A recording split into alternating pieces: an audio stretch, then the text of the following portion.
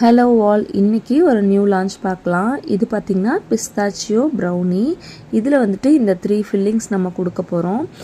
Launching ஆஃபராக 250 கிராம்ஸ்லேருந்தே இருக்குது. Actually 250 grams வந்து உங்களுக்கு 300 கிராம்ஸ் கிடைக்கும்.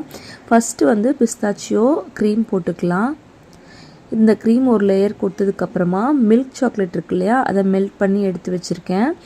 அதை வந்துட்டு இதுக்கு மேலே ஒரு லேயராக கொடுக்க போகிறோம்.